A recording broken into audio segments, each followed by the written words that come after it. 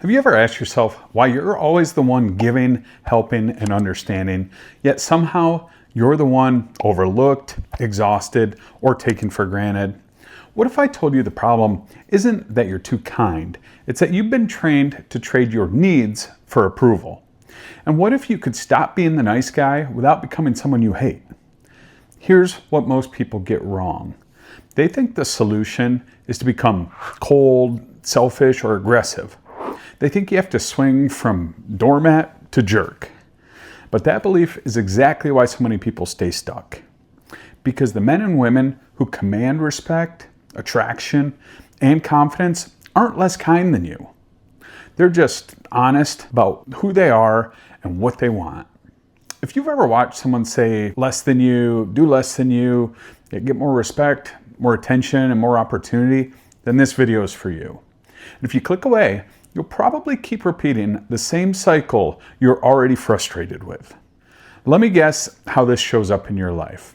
You over-explain instead of just stating your point. You agree when you want to say no. You feel resentment building, but you smile through it anyway.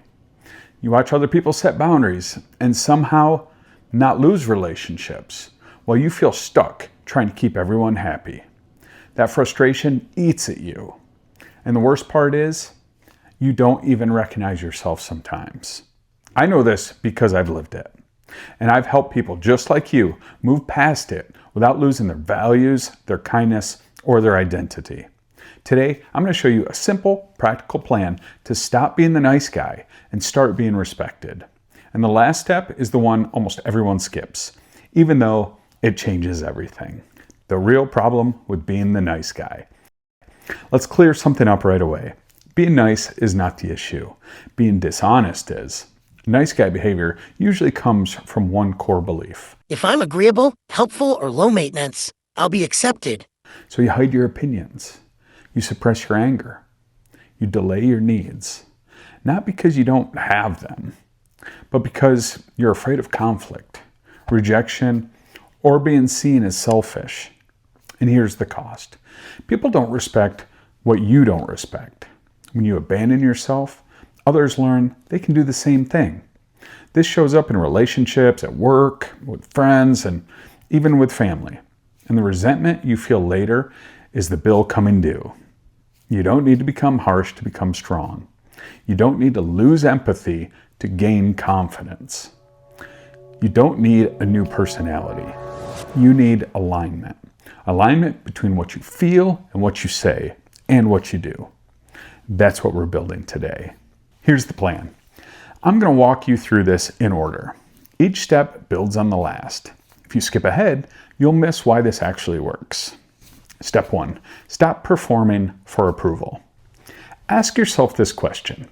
Would I still do this if no one praised me for it? Nice guys often confuse kindness with performance. You help, give, and agree, hoping it earns safety. But approval earned through self-betrayal never lasts.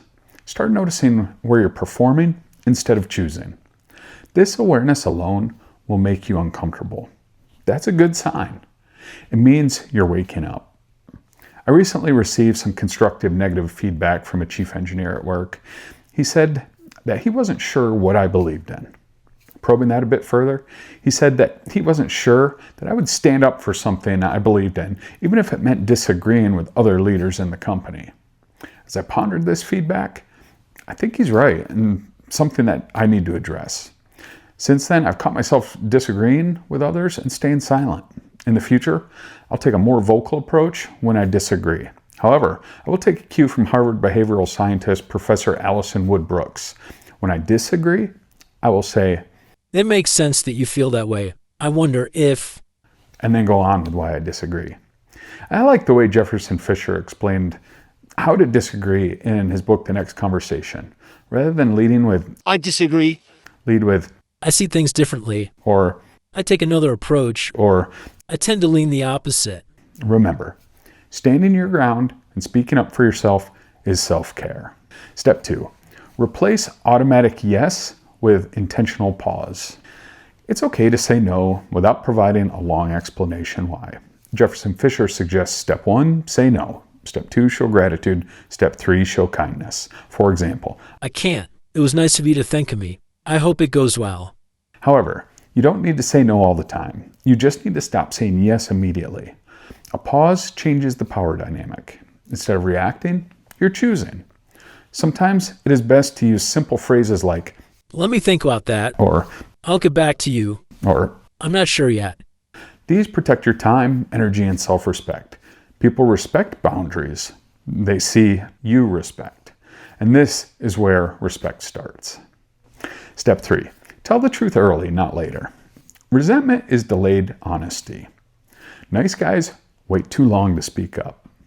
Then, when they finally do, it comes out messy, emotional, or explosive. Say the small truth early. It prevents big problems later. This doesn't mean being rude. It means just being clear. Clear is kind. Unclear is cruel, especially to yourself. I've learned the importance of telling the truth early, not later. As an engineering manager for the last 14 years, timely feedback is crucial.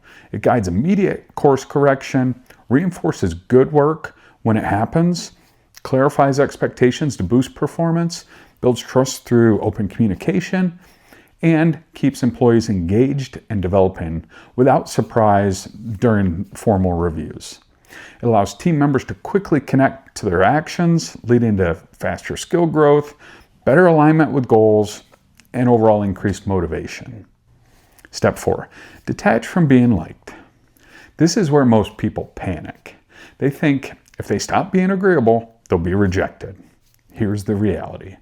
Some people will like you less, and your life will get better anyway. The people who only liked the version of you that never challenged them were never aligned with you in the first place. When you stop chasing approval, you gain respect. And often, attraction follows respect. I would rather be respected than liked. Let me know in the comments below. What is more important to you, being liked or respected? Step 5, build self-trust through action.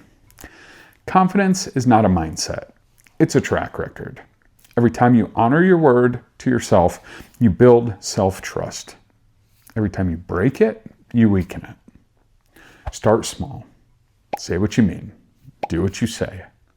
Walk away when something violates your values. This is how you stop feeling fake. This is how you stop feeling weak. If this is hitting home for you, take a second to support the channel.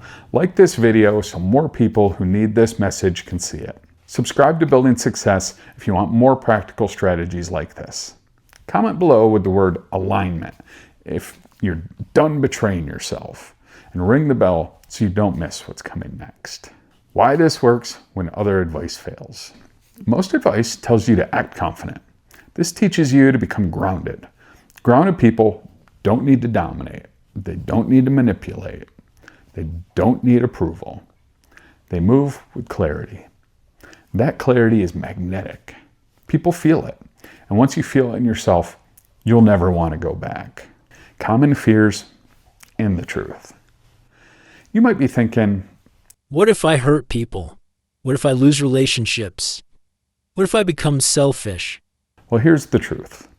You're not becoming someone new. You're becoming honest. And honesty filters your life. It removes what drains you. It strengthens what supports you. Recently, I was asked to take on a project at my church that I knew I didn't have the capacity to support. I think the requester was taken back when I politely declined. But for me, it was worth it because it brought me peace, knowing that I didn't have to take on another responsibility that didn't align with my goals. The final step most people miss. This is the part I promised earlier. You must decide who you are without an audience.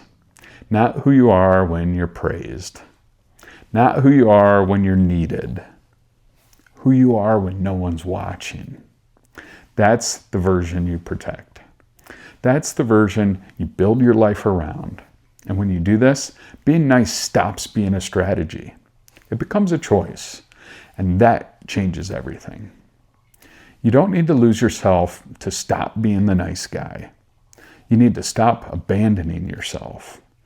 When you do, people respond differently. Opportunities change.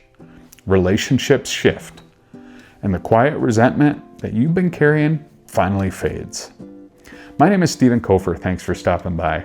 I started this channel when I hit a turning point that forced me to rebuild my life from the inside out. I realized real success starts with changing your identity, not your goals. Now I help people break old patterns, build better habits, and become the person their future can depend on. Do you ever feel invisible? Like no matter how hard you try, nobody truly respects you? In this video, I reveal the High Value Man Blueprint, the exact steps you need to elevate your presence, set powerful boundaries, generate real value, and leverage influence so that you can win in life. I'll see you there.